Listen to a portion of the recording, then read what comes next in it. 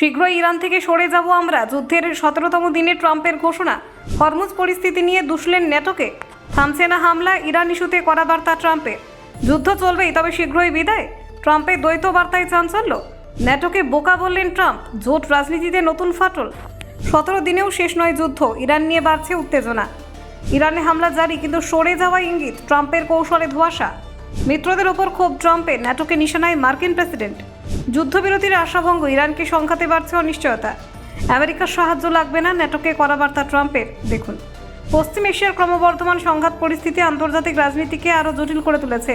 ইরানকে কেন্দ্র করে যে সামরিক উত্তেজনা তৈরি হয়েছে তা এখন বিশ্বমঞ্চে বড় উদ্বেগের কারণ হয়ে দাঁড়িয়েছে। এ প্রেক্ষাপটে ডোনাল্ড ট্রাম্প স্পষ্ট জানিয়েছেন যে ইরানের ওপর মার্কিন হামলা আপাতত বন্ধ করা হচ্ছে না। তার এই মন্তব্যে স্পষ্ট যে পরিস্থিতি এখনও নিয়ন্ত্রণের বাইরে যায়নি। তবে একই সঙ্গে তিনি ইঙ্গিত দিয়েছেন খুব শীঘ্রই মার্কিন বাহিনী এই সংঘাত থেকে সরে আসতে পারে। এই দ্বৈত বার্তা আন্তর্জাতিক কূটনীতিতে নতুন জল্পনার জন্ম দিয়েছে।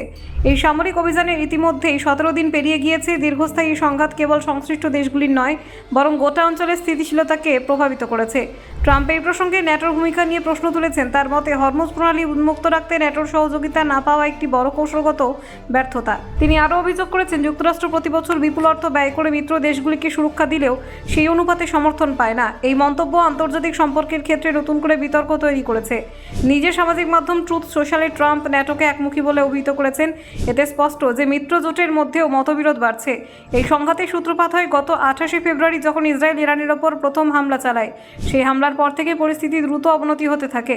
ইসরায়েলের প্রধানমন্ত্রী বেঞ্জামিন নেতানিয়াহু দাবি করেন হামলার লক্ষ্য ছিল ইরানের শীর্ষ নেতৃত্ব।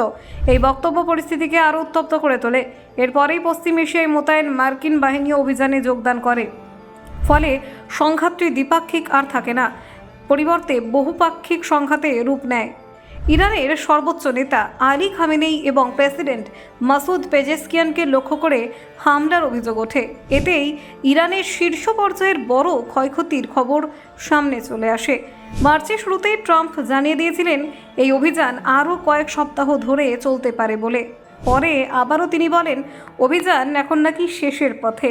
কিন্তু বাস্তবে এখনও যুদ্ধবিরতির কোনো রকম লক্ষণ প্রকাশ পাচ্ছে না। এই সংঘাত আন্তর্জাতিক রাজনীতিতে অনিশ্চয়তা তৈরি করেছে। মার্কিন অবস্থান, ন্যাটোর ভূমিকা এবং পশ্চিম এশিয়ার নিরাপত্তা পরিস্থিতি সব মিলিয়ে আগামী দিনগুলোতে এই ইস্যু আরও গুরুত্বপূর্ণ হয়ে উঠতে পারে বলে মনে করছেন বিশ্লেষকরা। Bureau report, Bangla digital TV.